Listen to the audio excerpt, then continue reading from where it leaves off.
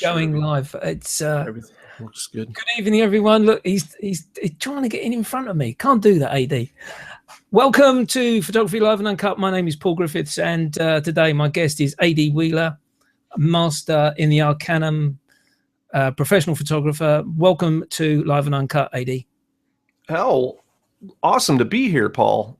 Thank you so much. I've had this on my calendar forever. I've been excited to be here. It's great. And you did ask me, could I have my little picture on the wall, and I'll be getting into Squarespace and doing a little editing there in the next few weeks. I'll try and slot you in somewhere right in the middle. So that's an incredible wall you have there. I was just looking over some of the people that you've had on your show, and it's just an honor to be here. I'm still, like I said, I pinch myself every day. Well, thank you very much. Well, I've been so grateful for the guys that have joined me. Actually, and it's been really interesting to talk to them about their career and how they got started. It's just been great, absolutely great. Let's talk about you though. The show's all about AD Wheeler. And I like to start my show off with regards to the first camera that you can recollect using or seeing in your mum and dad's house. So I grew up an only child, and I was raised by my mom, and she had this old Polaroid flex camera where you pull the front out on it. Okay. And that was my first experience with a camera, and I just loved that thing. It was a monster. And when I was a kid, it was like, it was like this big to me when I was a kid. But it just had all these cool gadgets on it. It had the flip up viewfinder, and it had a bunch of buttons that you push to pull the bellows out on the front. And then to focus, you'd actually move these big arms back and forth with your thumbs, and the bellows would move in and out. To me, it was just like a steampunk camera, right? And steampunk wasn't even a thing, right, back then. But I think that all wrapped in really well for I'm like a tech nut and a gearhead and all that kind of stuff. I'm not sure. I think you call them a petrol head over there in the UK, correct? Something like that. Yeah. Gearhead seems to be the one that seems to be catching on now, though. Thank you, Top Gear. It's that's kind of that was my first thing was the big Polaroid. Did you find at that time that photography was of an interest to you, or were you like me, sort of wanting to get outside and pick up a ball and run with it? Yeah, I'm a late bloomer, and I was a late bloomer in school and life and everything, pretty much. And photography falls right into that. As we talked about in the pre-show, I was a musician for 30 years, and music was my love. And it helped me. Music helped me be a social person. So coming out of high school, I liked to work out a lot, but I wasn't like in that crowd of people. I wasn't, and I wasn't a football player or any of that kind of stuff. But I also didn't, I liked music, but I didn't party, and I wasn't part of that group. So, over here in the States, and I don't know if it's the same way in the UK, but, when we were in high school back in the 70s and 80s, it was, there were groups of kids, right? And there were kind of cliques, and I wasn't part of any of that. So I was kind of socially inept. I didn't really, wasn't into talking to people and that sort of thing. Failed my public speaking because of my ums and ahs, which I used to think while I'm speaking. So if I say and ah a lot, that's what I'm doing. I'm trying to think. But so case in point. But I didn't really have much of a social outlet. And as soon as I got out of high school, I really concentrated on music a lot. I worked at a radio station. I was a DJ. I was an overnight DJ. And but I had a love for computers. And back when I was in school, 1,000 years ago, man, I never thought I would say those words back when I was in school. Yeah, I know how you feel. Don't worry about it. Right. They didn't offer computer classes. So they offered Apple computer classes for kids that had already had calculus and trig level 3 or something like that. And I wasn't that. I excelled in math, but I was like not a math genius. And they basically didn't allow us kids to go in and play with the computers. Yet I had one at home, and I knew what I was doing, and I just wanted to get in that class, and I couldn't. So I essentially just I went to music, and it was so weird.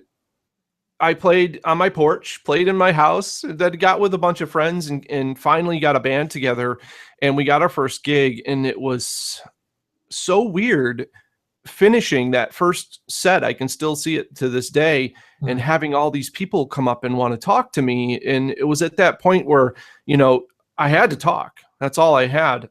So it was, it all came out at that point. And I became more of a social person, and it just changed my life.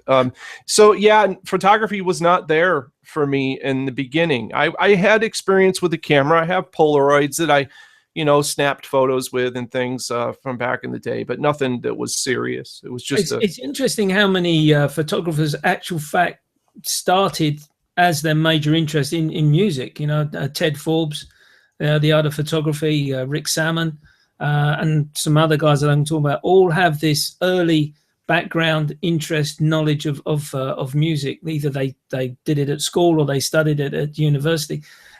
And I find it really interesting how that there's a development from music, and it is an art, obviously, playing a musical instrument, and how that art develops into picking up a camera and taking photographs. When did photography then really start for you? Because you were saying, as you say in the pre-show, you toured with this band for a number of years. Then you retired. Is that when photography started? No, actually, it's an interesting story to me, at least, because I lived it, I guess. But I don't know if it'll be interesting to anybody else. But I'll tell it as briefly as I can. I started in 2008. I started. A friend of mine called me up, and he said, Andy, he says, man, you got to check out this new type of photography. I've never seen anything like it. It's called HDR. And I'm HDR. I said, dude, look, man, I'm like, I was into 3D graphics. I was working, I was beta working for Microsoft at the time, doing some work on a video game. And basically just, I was working also with another company in Canada that was working on building a video game from scratch. So I was kind of really into the 3D thing, and I liked video, and I was, you know, the bands, I was taking videos of the bands and trying to generate videos and doing all this kind of stuff. I was not interested in still photography, you know, and I kind of looked at them cross-eyed, and I said, dude, I'm like, what? I can't, with a camera, still photo, what? I can't do that. I'm like doing video. I can't be bothered with that. And he says, look, just go look at these photos. And at the time, he was like into, waterfall photography and that sort of stuff, nature, landscape. And he sent me to this website that was, it was a European website, and I can't remember the name of it, but it was all urbex, or urban exploration of old sites. And the European urban exploration community was just doing some amazing, like, they looked like they were rendered. They weren't like the real garish HDR that I've seen out there. They just were amazing, like, works of art, I thought. And the toning and everything was just beautiful. And I was hooked. I was just like, wow, this is unreal. I've never had a photo like look at it and just want to stare and stare and stare.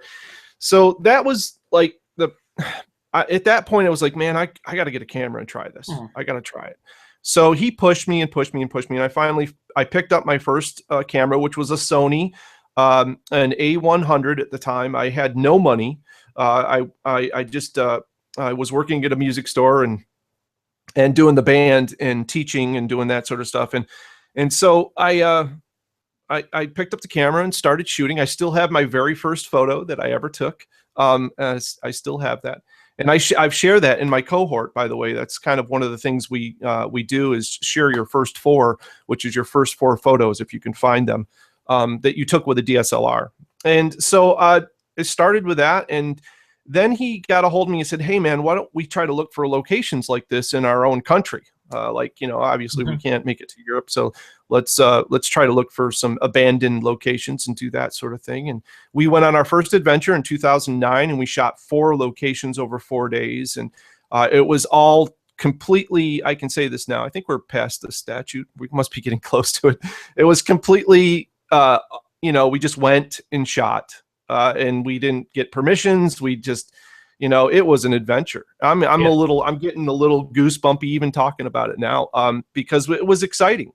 It was one of those things. It was we didn't break in anywhere, but we walked on location, and nobody here. Let's go take some photos, and nobody's yelling at us. Let's take some photos, and it was exciting. And we had adventures, and many crazy things happened, and that was the beginning of it from there. And then in 2013, my world kind of crashed.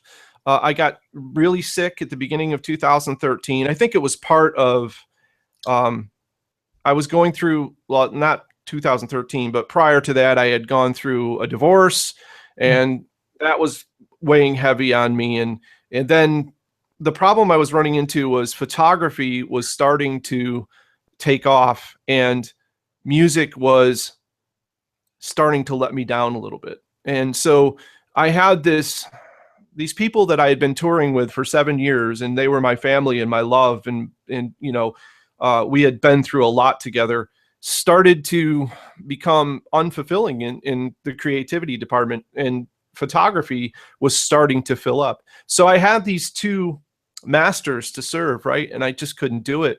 I felt like I was cheating when I was doing one on the other, and so in April of 2013, I decided that I would, the guitar is still right there in the background.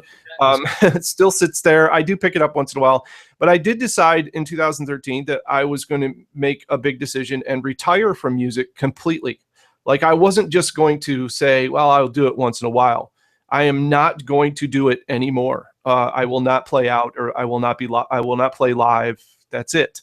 And I would devote the rest of my life to photography, which was a good point for me, because I was just turning 49. So I hope to live to be 100 years old and continue to do this for another 50 years.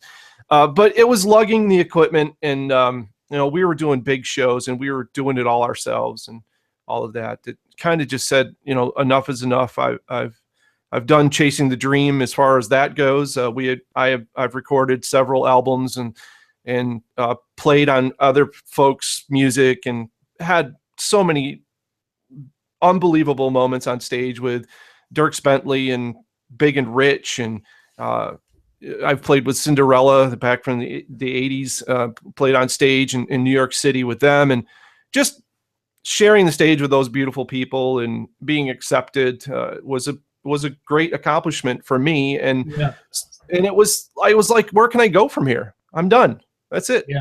And so I invited all my friends to this gig and said, hey guys, I'm retiring. Come on out. I don't care if you don't like the music we're playing or whatever. Just come out, have a drink with me and enjoy my last moments on stage. And this next, you sound as though you sort of, in terms of your music, you've reached the pinnacle, and you didn't want to sort of go down the other side, if you see what I mean. I always remember it when I was playing my sport. I got to my first teams and my second and first teams. I didn't want to sort of get down and start drifting down through the third and the fourth and the gents and the OAP type teams. You wanted to finish basically on a high. Let's just go back to your music there just for a second, because you say you got the guitar in the back there, and you do pick it up from time to time. Do you pick the guitar up to play just to sort of give you some kind of, dare it be, an incentive, or just to give some thought to some work you're doing, and maybe sort of use that strum in a way just to clear your thoughts and mind? Yeah, it is a great escape. The weird thing about playing guitar over the years, so I have a very analytical mind. So I'm always trying to figure everything out. Everything that I have, I try to figure it out. I tear things apart all the time.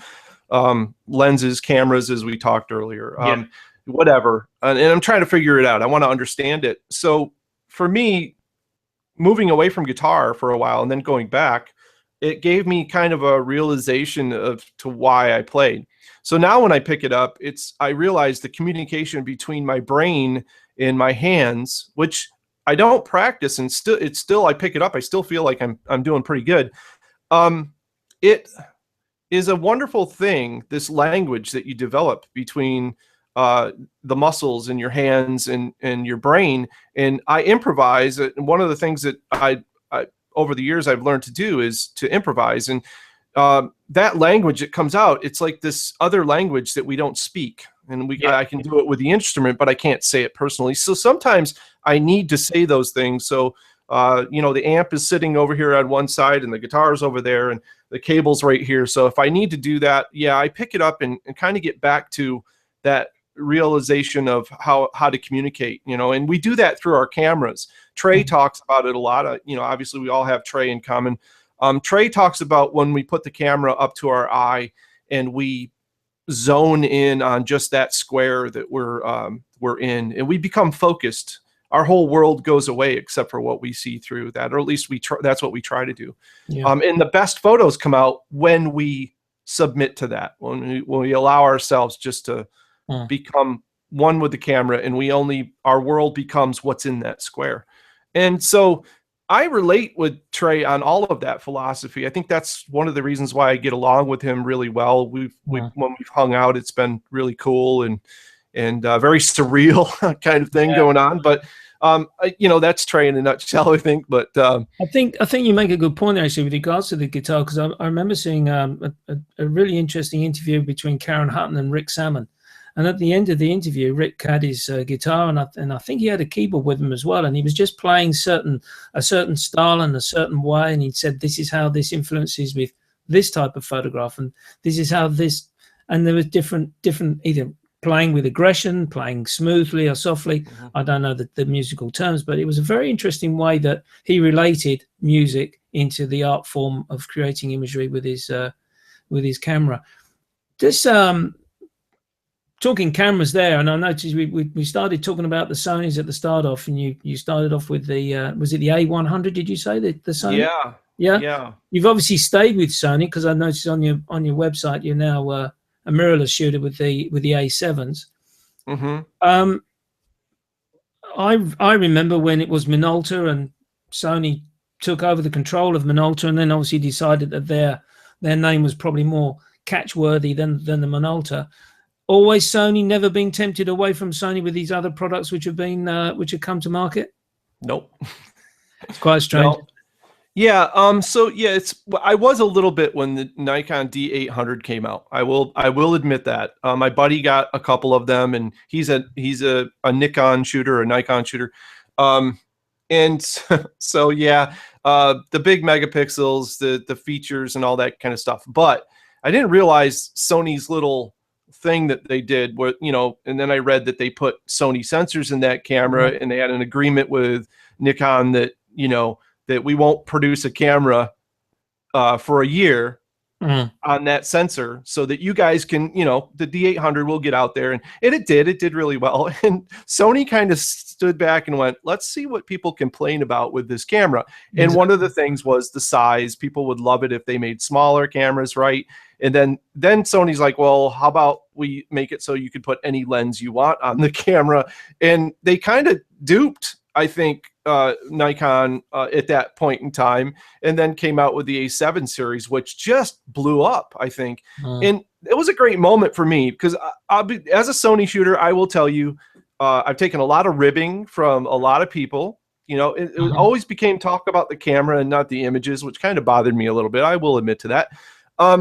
Not anymore. It doesn't bother me at all anymore. I really could care less. But when I first started, it was, you know, I was didn't know what I was doing. I mean, when you first start, you're always open to all this input from everybody, because you want to make sure that you're doing something right or wrong, or please tell me, right, if I'm not creating anything that's worthy here. And so I got a lot of ribbing on, you know, what do you shoot? Sony. You know, and I'm like, but it's Minolta bones, folks. I mean, you can't deny Minolta. They were huge. Well, so many of my guests, in actual fact, started off with Minolta cameras. It's really quite amazing. I would say at least 50% of the guys of my guests have started off with Minolta. You know, and I must be honest, in the UK, I cannot remember seeing Minolta in my camera stores, at least until, well, it's got to be very close to the late 90s. But so many people started off with a Minolta camera. It was quite amazing. Yeah. And I love the old Minolta lenses. I think the thing that I really love about the A7 series is the ability to just try anything. I think that, you know, that to me I try not to gloat on it too much when, with it, but I am going to tell people what I love. And I love playing with old vintage lenses. And it's just, they're just a hoot. And I love taking them apart and cleaning them, which you can do. It's like working on an old carbureted Harley Davidson motor. You can actually get into it and you can tune it and you can make it better than it comes off the shelf. And to me, that's just the greatest. I love it in everything. Anything that I do that I'm involved in, whether it be video gaming, which I love to do. I love the fact that you can mod video games and make them your own. I love it when they open that development up, right? And Sony is now starting to open the development up a little bit, where they were always a very closed development. You didn't do anything with Sony, no firmware adjustments, no anything. Now they're starting to open that door a little bit, and I think that, for me, it's I'm glad I stuck with them. It was not, there were a bunch of not easy years. The A55 was not an easy time. I thought going to the translucent mirror, that was my first translucent mirror. We talked about the A55, still have it here in IR form. And it was a small camera. It's very small in my hands, so it doesn't, got nothing to, it hurt to shoot this a lot with big lenses on it. It just wasn't comfortable. I suffered through, dealing with that. I thought, that made me realize, though, that how a camera feels in your hands is extremely important, as well as the features. I tell my students, go out and pick it up and hold it. Well, that's the main thing. You just can't go by basically watching people on the YouTube video and say, this is a great camera, this is coming out of the box. You've got to go into the camera store and feel it, touch it, play about with the knobs and take some photographs. It's interesting you mentioned that A55 and the translucent mirror, because that's when I first came across the Sonys myself. I was fortunate to get invited along to a presentation where they were showing for the first time the Nex 7 and another translucent DSLR they were bringing out at the time. And everyone wanted to try the DSLR with the translucent mirror. And I went straight to the rep and said, could I have the Nex 7? Because I had a Nex 3 at the time. And everyone sort of, why have you gone for that? I said, because I want to see what this camera can do compared to what you've got. And of course, the guy was taking us around, taking this photograph, that photograph. We were in Kew Gardens in London, and or Richmond, basically, just outside London. And the guys were turning to me and say, "Well, let's have a look at your images then." Obviously, we're looking at the back of the camera on the LCD screen there. And I said, "I can do exactly what you guys do, and I can bracket, I can continuous shoot, I can do this, do that, boom, all this." And it was purely an amazing bit of kit, For my situation, though, at the time, it was the menu just drove me bananas. And I was very much I was a Nikon shooter then, and the Nikon menus just sort of flowed, and I just couldn't get on with the menus with the Sonys. And then I switched out. But the thing which Sony did significantly, made a good point about the sensors, which no one knew they were doing until basically the word got out. So we knew that they got the technology. After all, they make fantastic televisions, so we knew that they've got that technology. And really, I suppose really the move from Minolta, which was the historical, the Cinderella story of photography. Let's take Sony, let's create, that's the brand name, bang, and put it out there. And well, yeah, they've done everything which really Nikon and Canon should have done back then and beaten everybody else. And I think that if Nikon and Canon had done what Sony did, I don't think we'd be talking about Sony as we do now. I think they missed the boat completely. That's my own personal opinion, folks. Emails on photographyliveanduncut@gmail.com. I'll happily accept them, but that's the way I see the market going. And I do feel at the moment, unless Nikon and Canon come up with something pretty damn quick with regards to mirrorless, and I mean damn quick, in the next year, 2 years, I think they're out of the ballgame. I really do. Even the professionals prefer to use them, but I think even now, Fuji, I'm a Fuji user, Sony, and other cameras, and obviously the Micro Four Thirds are coming up with some very, very far-reaching equipment, which is any bit as good as what the Nikon and Canons can produce. Yeah, and it's astonishing to me the amount of big names that have kind of moved over. Yeah. For me, it was just I didn't know what if I was going to like it or not. But yeah, my first mirrorless was the A7R. I had come from the A99, so I was shooting a monster camera. The A99 is huge. Yeah. And then I had a grip on top of that, which in case people don't know, the A99 supported 3 batteries, one in the actual camera and then 2 more in the grip. And there weren't the small Sony batteries, they're the big Sony batteries. So by the time you packed all that in, a 70 to 200 2.8 lens on top of that, you're talking about an 11-pound camera, excuse me. You know, and you hold that up all day. Like I would shoot rodeo events and you'd hold that up and it just, by the end of the day, you were feeling it pretty good. Yeah, you were. Let's, it's a good segue actually. Let's look at some of your work, AD. We'll go to do a screen share here. And hopefully this will work nicely for us.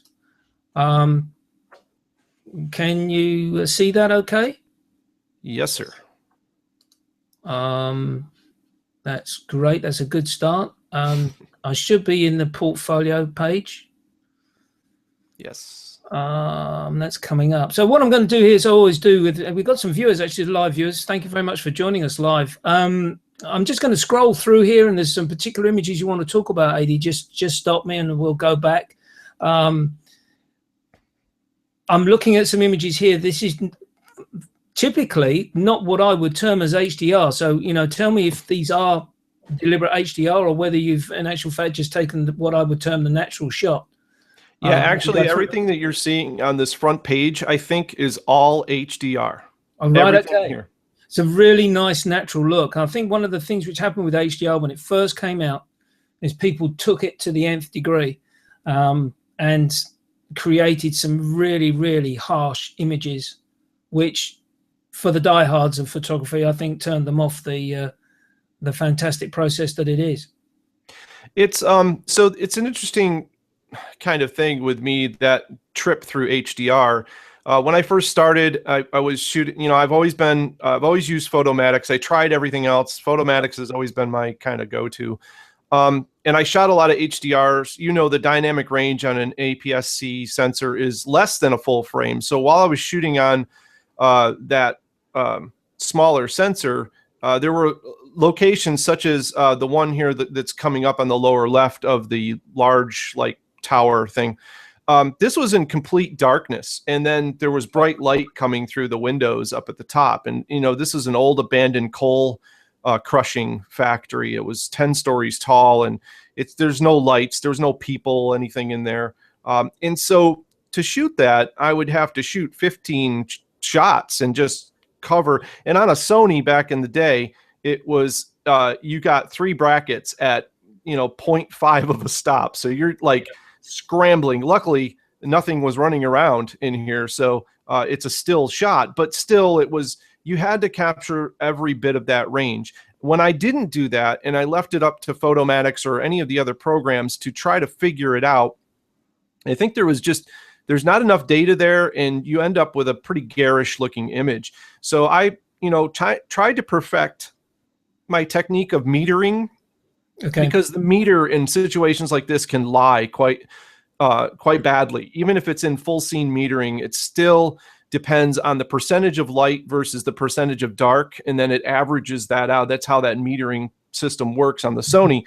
And so you start to learn to look at a scene for what's there through the camera, and then evaluate for yourself, and then compensate on the meter for your center point or your zero exposure. And then go from there. So that's kind of how I perfected my HDR technique. Now, I will admit that now that I'm on the A7R2, I shoot very little HDR these days. There are some scenes that are on my slideshow, I think, on my main part of my website that pop up. There's a scene of a chair in an attic, which was super high dynamic range. And I did shoot some brackets there in order to get the right exposure. But I do also process in 32-bit. So I don't do any 16-bit tone compression. Everything is done natively in Lightroom to keep that natural look. And then I do a kind of a thing that Trey does, is I also take the different parts of the raw images that certain areas are exposed the way that I want them, and I will layer them in with Photoshop and kind of paint in where I want certain parts of the image to make my final image. And that part of the editing is where you make the HDR images look more natural by layering and painting in the original image which you've got in the raw file. Right. Just talking with regards to Lightroom at the moment, because we're now at Lightroom CC, are you finding that there is enough in the, dare I use the term, guts of Lightroom to effectively create almost an HDR effect without bracketing at the initial stage? So yeah, my take on that, it changes as cameras progress. So we're talking about, if we talk about modern day cameras, so I'm talking about cameras that are developed in the last year or so, such as the A7 or the Fuji. The dynamic range now, we're getting towards 14.5 stops of light in a single exposure. So if I'm editing for the web, you can pretty much do anything you want with an image and get it to look okay on the web. But if I do prints, the stuff behind my wall is probably right now about 5% of what I have in stock. I have a whole room full of stuff over here that I do in metal. I do a lot of prints. I do a lot of large format printing.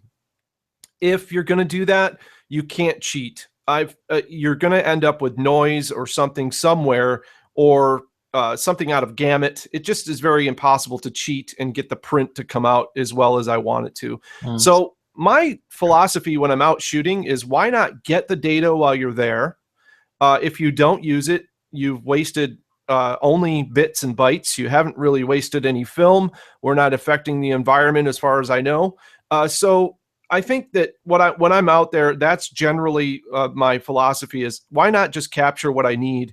And then when I get back to the studio, I will at that point evaluate what I'm trying to say with the image, what I'm trying to create, the mood, and then do I need that stuff or don't I? I don't just automatically go, oh, well, I shot all those brackets, let's just process this in HDR. I used to do that, but now I'm starting to be a lot more critical about when I use it, when I don't use it, what's my final destination for the photo? Am I going to be able to zoom in and see, like, for instance, in the photo that you have up right now on the right, which is the same old cold breaker that I shot the other shot in, am I going to be able to zoom into those shadows? And am I going to see noise?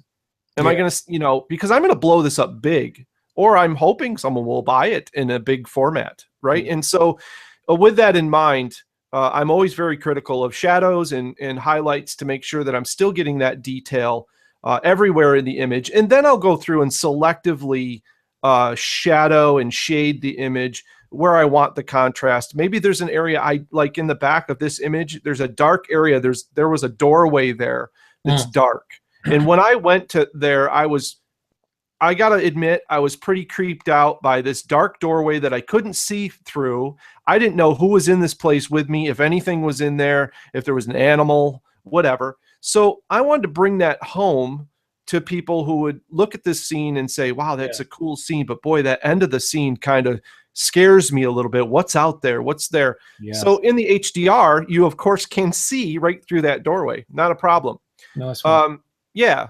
So it's so the idea there is just to make sure I have all the data that I want, and then come home and try to create the image and the feeling that I had when I was standing there. That's always been from day one. That's always been my goal for creating images. So just to recap on something in case I missed it, how many images do you normally bracket for? Let's say these two we're looking here with this. These two in the center here, the sort of the sepia type looks. How many images would you have taken to bracket on those? Well, the image, they're two completely different dynamic range images. The image actually on the right these are both from the same place. This is Eastern State Penitentiary in Philadelphia, which is open to visitors. You can go there and shoot this amazing place.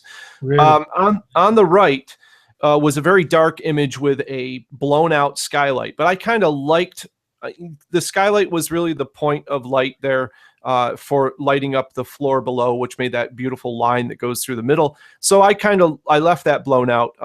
I did shoot, I think this was back when I was shooting the A99. So both of these were full frame, but the range was not quite the same as it is on the A7 cameras. So even though it's an amazing camera, still a great camera, it didn't have that range. So I think I shot probably a bracket of 5 spaced at 1 EV here. I may have shot more for the shot on the right. The shot on the left was probably just thinking back now, and I think that goes back to like 2012. The shot on the left was just 3 brackets because it was well lit all the way down. All the skylights were lighting up, but the shot on the right was a very dark image. The shot on the right, both of these areas were actually blocked off, so we couldn't see them. But we shot over a fence on both of these areas. But the one on the left had these beautiful like beams and stuff, and it was well lit. The one on the right was very dark. So I shot quite a few more brackets with that so that I could get the detail inside the doorways on the sides and underneath. I love that the stalactites there or whatever hanging down. I thought they were pretty cool. So yeah, that's right. The 2 great shots. Always use Photomatics. You've never tried, well, you've obviously tried the others, but Photomatics is the one that you've always returned back to, yeah? Well, yeah. I'm an evil PC user, so I still use a good old, but I hand build all my PCs, so that's my one. And I basically, I know Trey has Aurora out, and it's they're doing wonderful things with that. I love all the Mac fun stuff. You guys kill me. I look at that stuff and just love what they're doing with it. But I have always used. So I go between the ProPhoto HDR 32-bit conversion in Photoshop, and Photomatics. Those are the 2 that I use if I'm going to do HDR, and they both have completely different reasons why I use them. If I have a fairly static image that has nothing moving in it, I will use Adobe for sure. It has a very clean look to it when it's done. But if I have anything moving, such as a waterfall or anything like that, I will definitely use Photomatics because of its selective deghosting, and I can really control what goes on there. So I love this shot here of the dentist chair. I'm assuming it's a dentist chair. Yeah, everybody. It's actually a barber chair, and it's everybody who visits Eastern State Penitentiary believes that this looks like the electric chair or something like that. But this was actually one of the early penitentiaries, a wagon wheel penitentiary, got its name from you were handed clothes and a Bible when you arrived, and they would give you the single skylight would be the only light that you would have, and you were made to read verses during the day, and it was called, you were making penance for your crimes. So that's how the name penitentiary came about. And there was no death. There was a death row here, but there was no executions done in this prison. So this was they would hold prisoners here, but they would never do that. So now, see, there's a couple of mono images coming in here, and we were talking on the pre-show. We were talking about your love of infrared photography, and the fact this, I'm assuming this one on the left next to reading is an infrared image, and you very bravely installed the filter yourself. Tell us about that. Well, yeah, that's part of that. That part of me that loves to take things apart and do that sort of stuff. So I had this I had a retired A55 from Sony, and I had heard, you can't turn Sony's because of that translucent mirror. You'll never be able to turn it to IR. I'm not an autofocus fan. When I'm shooting events and things like that, of course I have to use it, and I struggle with it. I just don't like autofocus. I don't like trusting my camera to that. So I didn't really care when I dug into this camera. It had a broken LCD on it, and I had read a couple of things online about replacing your filter glass by removing the hot glass off the sensor. So normally this would be like oh, no way, I'm not doing that. But as the camera sat on my desk and stared at me and said, you're not using me and you will never use me unless you do something with me, I decided that I would tear it apart and took the sensor out off the main board and everything, which was a challenge. Sony engineers, you guys are crazy the way you build things. They're super tiny and scary. I can't believe this. I really can't. Yeah. So I took the sensor out and I heated up the sensor with a hair dryer lightly and got the adhesive to let go. And then I took an old 720 nanometer filter. Now this was my first one. I've done another one since then. I took and cut the filter by hand, and I learned how to cut glass without causing any shatters or anything to it. And I cut a little square that matched. And then you actually sand the glass with emery cloth to get it to the right size. And then you have to alcohol bathe it and make sure there's nothing on it and no fingerprints. And I had special gloves. And then reattach it to the sensor, which luckily all of the adhesive was still there. So I just set it down on it and it fits back into the frame. And then it's just putting it all back together.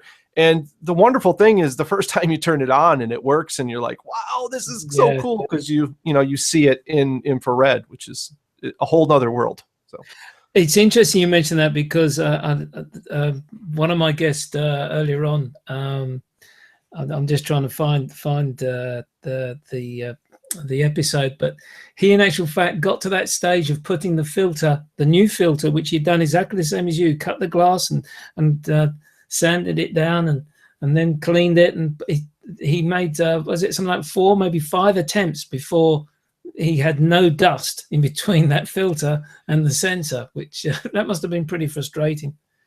Yeah, it's so I learned a couple of tricks in doing that. One is to have if you have like a shop vacuum cleaner, and you can have that going next to you and a blower to blow the dust off, and then just as quickly as possible, get that the glass down on the sensor. And then of course, after I did that, I had to re-clean before I put the frame around the sensor, which is a little frame on the Sonys that goes around the sensor. Before I did that, I needed to clean it all again, of course. So yeah, it's one of those things. There's a reason why they have, like, where they develop the sensors, everyone wears masks and hair nets and has to be, all cleaned down before they go to work. Because Well, I cheated on my Fuji XE1. I sent mine off to a company in Norfolk.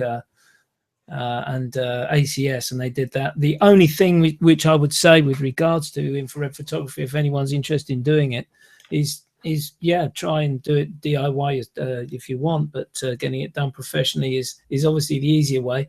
But we were talking before, in actual fact, about hotspots which do occur from time to time at specific aperture settings. Could you just talk us through that? Because it was a bit of a shock for me when it first came to light for me, because I thought there'd been an error made in the manufacturing of the filter. Could you just talk us through the hotspot issue, AD, please? Yeah, so from what you're talking about basically is when you take a shot with the IR, there tends to be a light center spot that comes out exposed differently than the rest of the image. And from my experience, it's generally when I get to f8 or above, I start to see that on some lenses, and I think it comes down to coatings. When I did my first one, I just used a plain piece of 720 nanometer glass from a filter, and it was uncoated.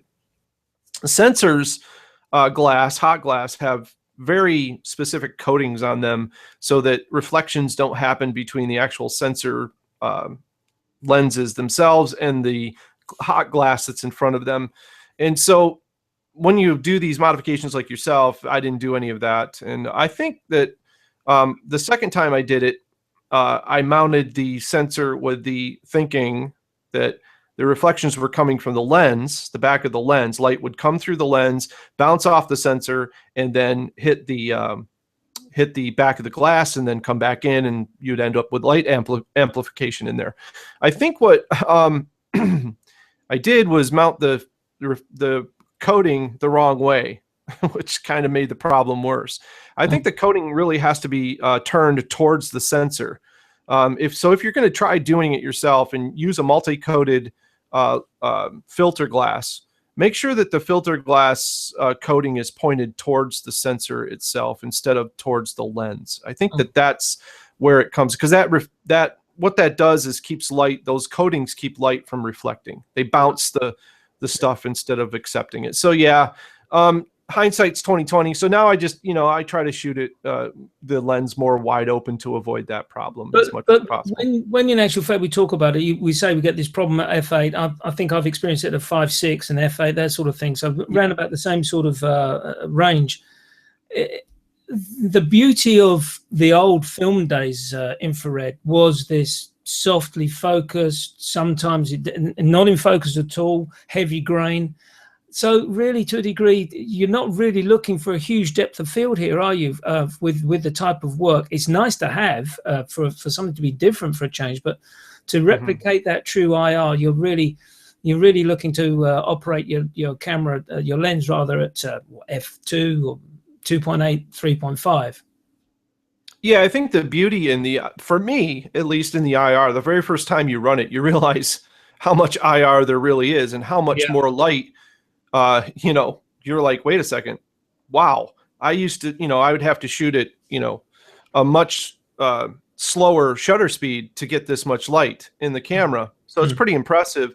And then if you go with a wider open aperture, it gives you even more. So it's a great walk around camera. I think the thing I like is I don't take a tripod usually with me. Yeah. Now the other side of that is if you need that huge depth of field and you're not getting it, if you're trying to shoot with a big foreground and you're down low to the foreground and you want all of that plus the stuff in the distance, which I'm going to say outright that you're going to make an image probably that's too busy, that's got too much going on in it. But if you're experimenting, you're trying it, which is what we do, you would want a focus stack, something like that, where you're getting different levels of focus throughout the image, if that's your goal. But no, the thing I like about it is just it's a no-brainer kind of. I call it like the magic camera, because if I'm in a slump, I pull out the IR camera, one lens, and I just get in the car, and I'm like, you find stuff that everything looks different in IR. Everything has a magical property to it. I couldn't agree more with you. One of my favorite photographers, Sir Marsden, I've forgotten his Christian name. I don't know if you've ever seen of his work, where he used to work especially in cemeteries and worked out in Romania in all these sort of Dracula type castles and stuff. It's absolutely Dennis Marsden, just come to me the Christian name. Amazing photographer with and he used to use infrared film and a Nikon F camera in those days. So of course then he's on a tripod. He couldn't see what he basically was photographing, because that was the thing which you couldn't do with the infrared film, because you had such a big filter, deep filter on the front of the lens. That's really great, because I think it's great that we can do that now with digital cameras, and otherwise they're sitting on the fence, they're on the shelf, and they're looking pretty unloved, aren't they? And you get attached to the old ones, so it's nice to be able to adapt them and use them more. Yeah, I have an apprentice who's graduated. She's in Sphere 2 or beyond Sphere 2 now. If anybody's out there, look her up. Cindy Flood is her name, and she has a converted A7R2. Wow. Yeah, I was like, holy cow, girl, you go. And her images are absolutely mind-blowing, what she captures Cindy with Flood. that. I'll have a look at her when it Cindy Flood, yeah. Offline.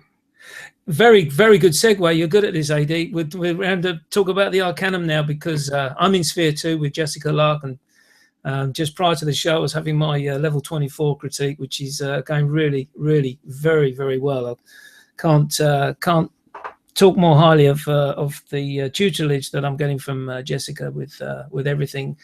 How did the Arcanum come about for you? Because I know my story, how I got started when I started off with Valerie Jardin, which in actual fact her cohort was the first one ever that was put together. So I'm very fortunate to have been in it right from the start. How did it start for you? Well, yeah, 2014 was the beginning when the letter came, the email came. Trey Radcliffe, of course, was huge in all of that, as well as Pete Giordano and Curtis Simmons. It's really strange. I think I talked with you earlier about this. So, Trey is kind of at the heart of all of the Arcanum. I believe it was. I think Pete came up with the idea and then pitched it to Trey and Curtis, and then they flew from there. So I was a follower of Trey and stuck in customs, and my first communication with Trey was in the prior year.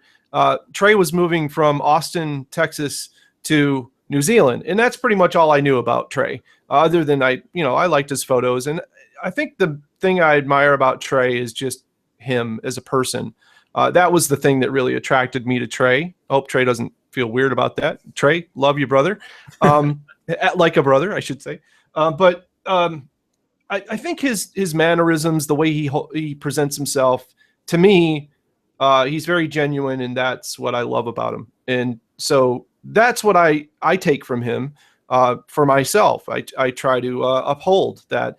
And so when I saw that he had his house up for sale, as a kind of opener, because I never talked to him before, so I just thought, well, I'm going to send him an email and tell him I want to buy his house in Austin.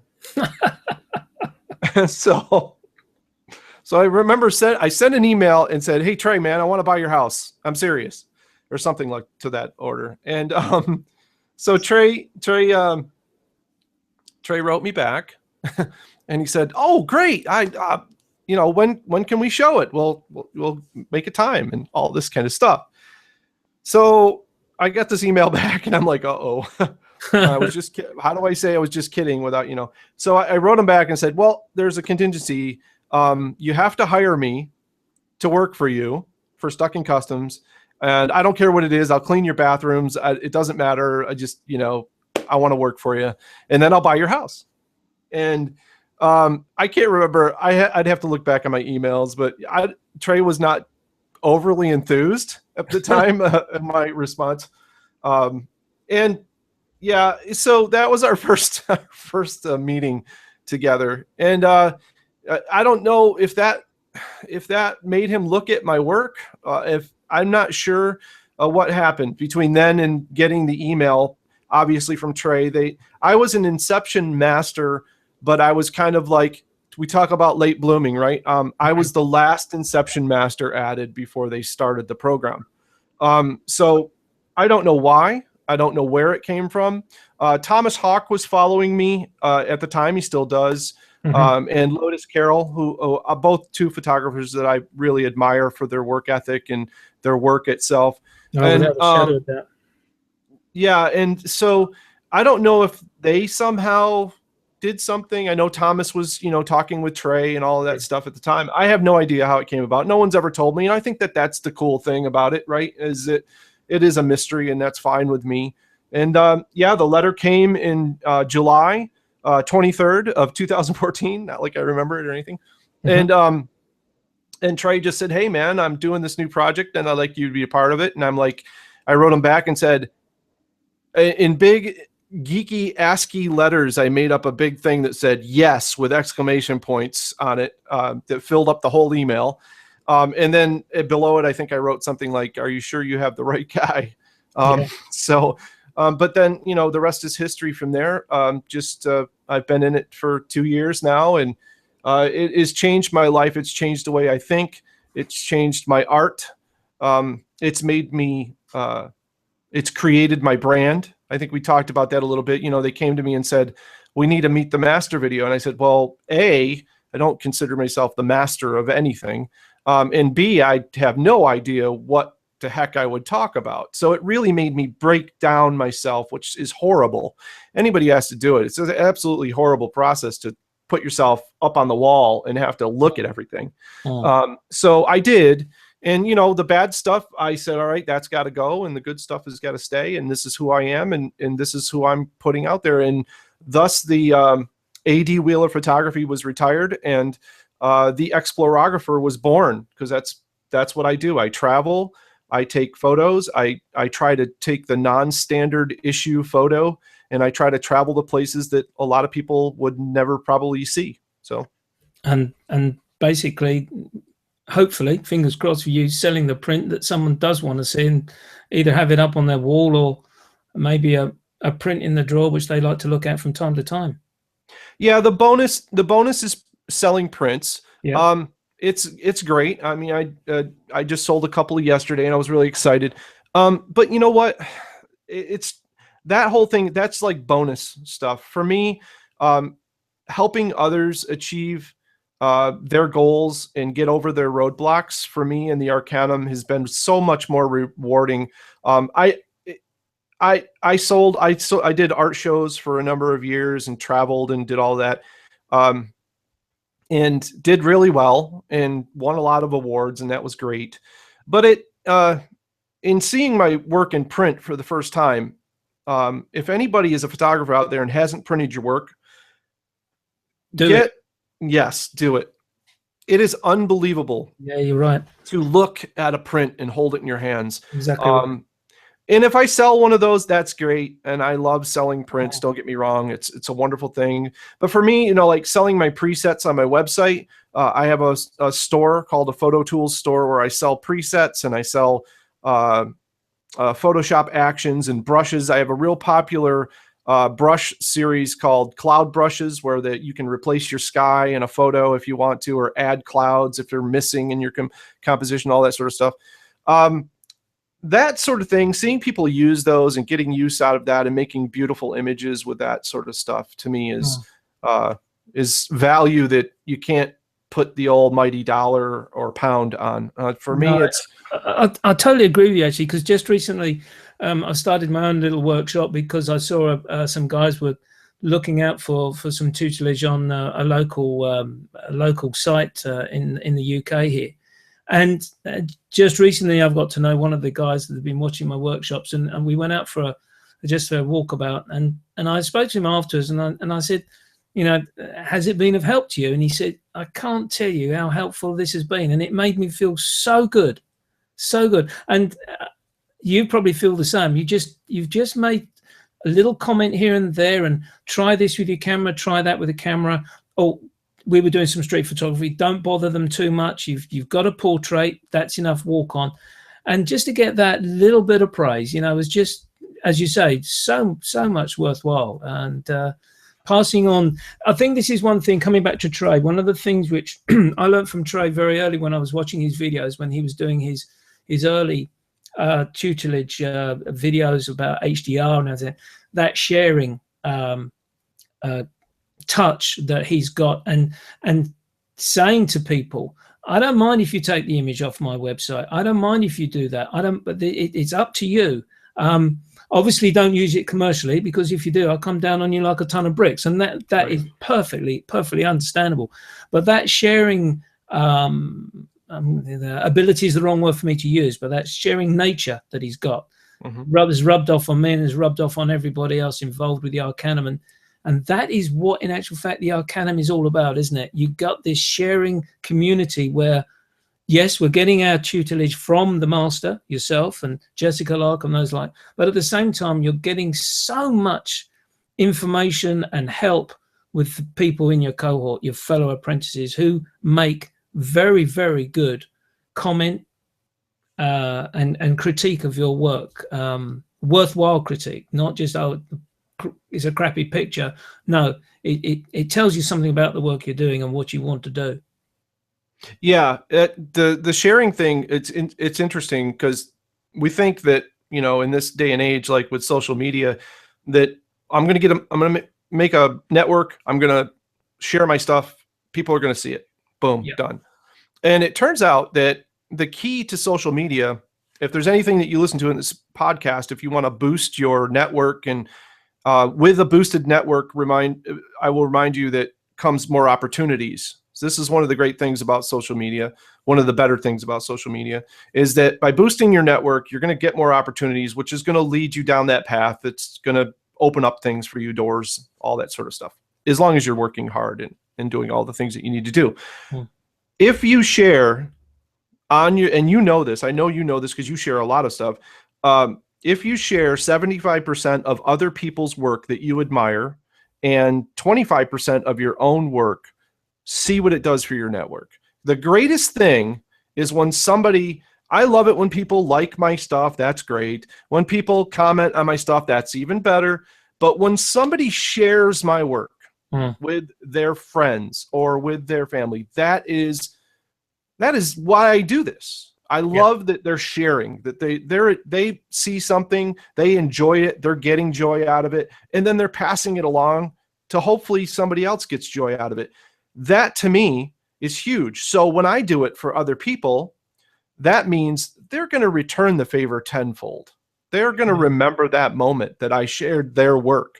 So for me, it's like, you know, that was a realization that if you want to be successful in social media and this, and share other people's work, including your own, but mostly other folks' work that you admire, and build your networks, because that's ultimately, you're going to need that support down the road. And it's huge. It's a huge, that's a really fantastic tip, actually. Fantastic tip. Yes, it's something which I've done myself, but I haven't really thought about it in that way. Just sort of seen a photograph that I like, and I've just let some guys know, you know, check this guy out. Especially when you're looking at someone on 500px and you really, you know, it knocks your socks off and you think, Christ, this guy's got to be noticed more. He can't just be drifting along on 60%. This deserves at least a 90% recognition. Comes to a very, again, another segue. Well, this is going really well.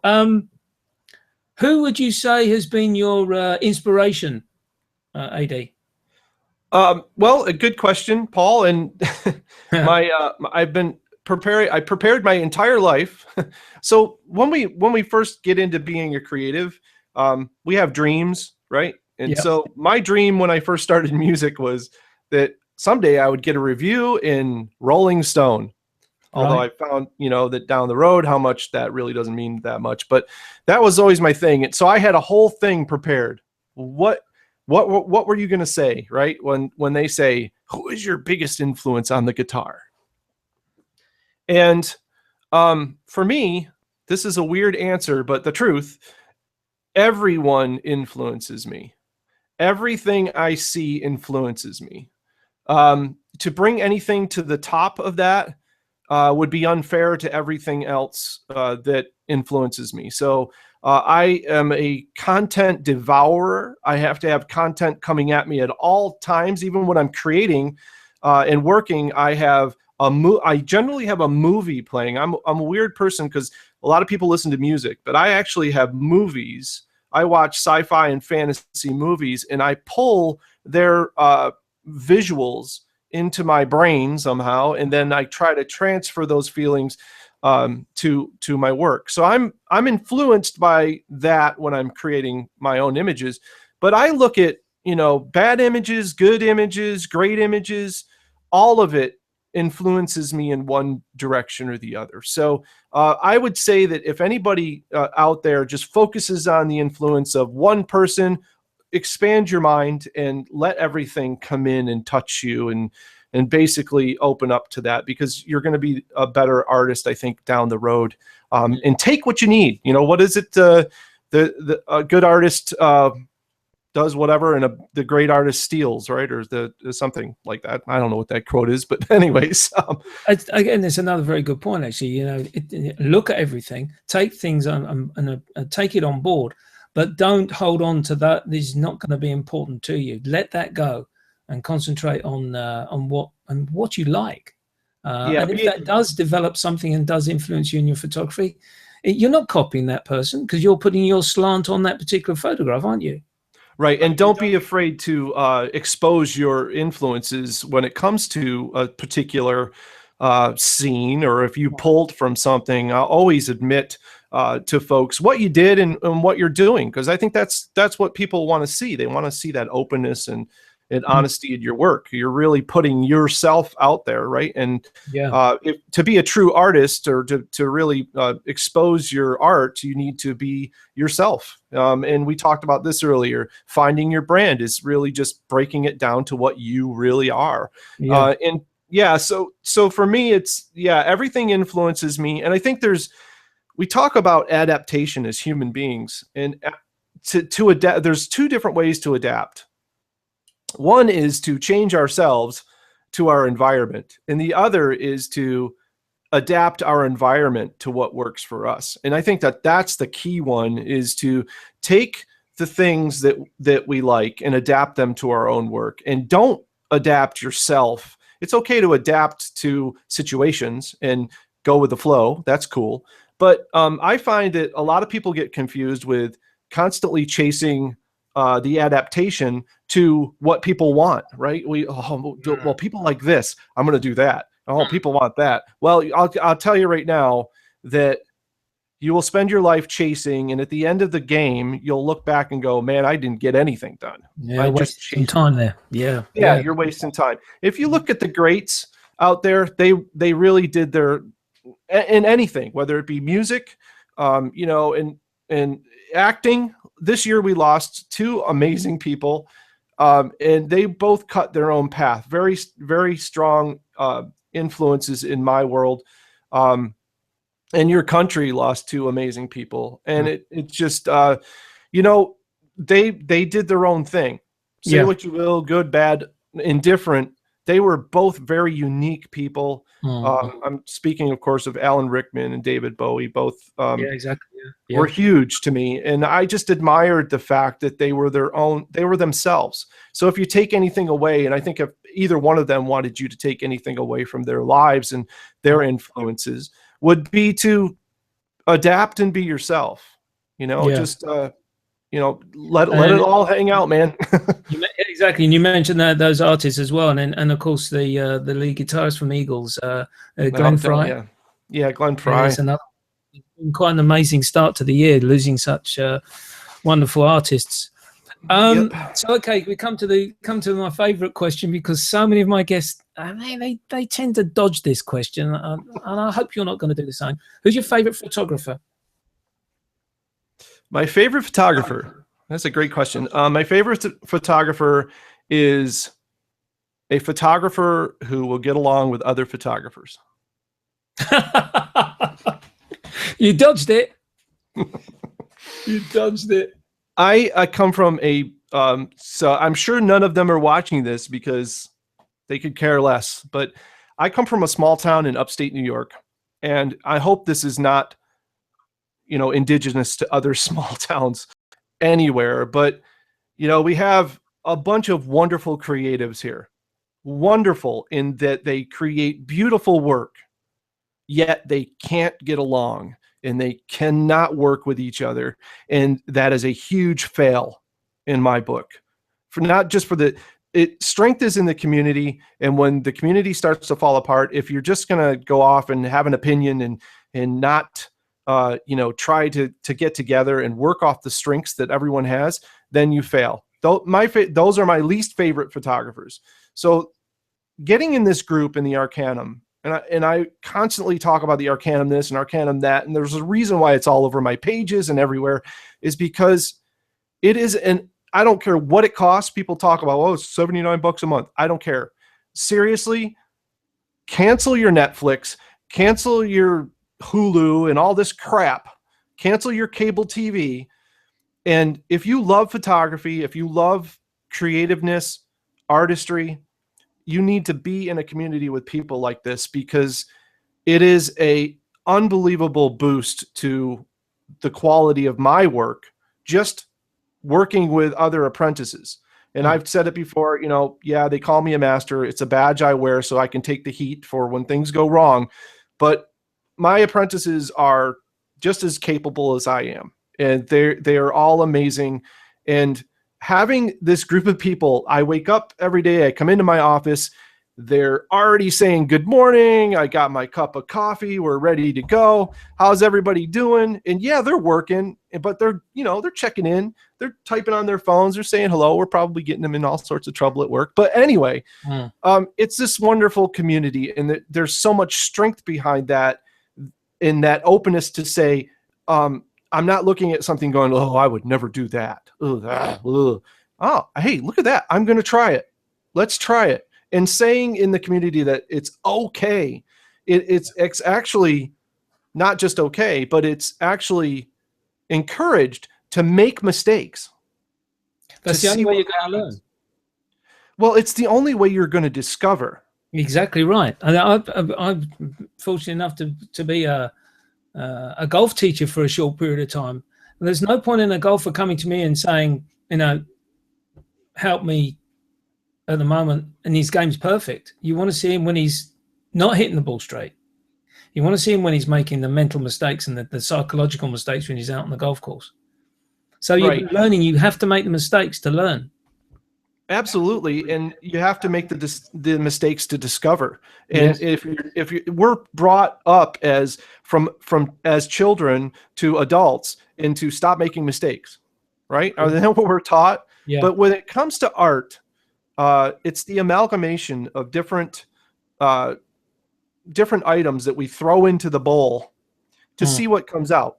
Is it all going to be this wonderful creme brulee, recipe? No, it's not going to be all wonderful, but it is going to be different, and it is going to open up your mind to seeing differently. I've had so many apprentices that came in hardcore photographers and are going out like master painters almost now that they're, that they're through this, that, they see that it's okay. They're not getting that, oh, well, you didn't shoot that on wide, medium format, single shot, you didn't get it, blah, blah, blah. And they're seeing that it's okay to go out and make mistakes. Photography takes practice. That is something else that is huge. Any of you photographers out there watching, go look up on YouTube. Put your big curl panties on, because you're going to have to deal with some stuff. It's not safe for work, but go look up John Free on YouTube and watch his videos. And he talks about practice and making mistakes and getting inside your zone. He is, he's an old school photographer, but his ideas are solid. And I think that's one of the things we got away from. Film photographers couldn't really practice unless you had a lot of money and could afford the film, a lot of time, right? Yeah, exactly. But nowadays we have these wonderful new machines that basically I can just put my camera on back here and have it shoot all this time, and I don't really care, because what am I using? A battery, and I'll just recharge it. And so you have this wonderful ability to go out and practice. And I see a lot of photographers who read a lot of stuff online, try a lot of stuff, and then go out in the field and get disappointed because they didn't execute immediately exactly the way that they were supposed to. And you have to be okay with doing that. That's important to say, that don't go into a critical situation with something you've never tried. Yeah, very true. Yeah.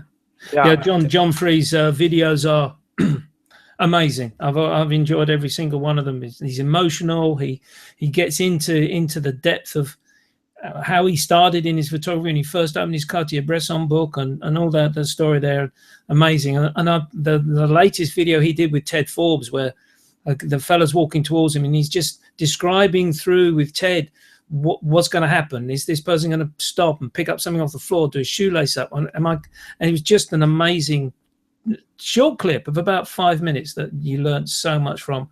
A great video series to watch, actually. Great series. Yeah, absolutely. AD, it's been absolutely fascinating, superb talking to you. Thank you so much for joining me. All the when I do my blog over the weekend, and I'll put all the necessary links and to your blog and to your website, and if you'd be kind enough to send me the links to your tools that you've got on your store there, that'll be great. I'll put those up for you as well.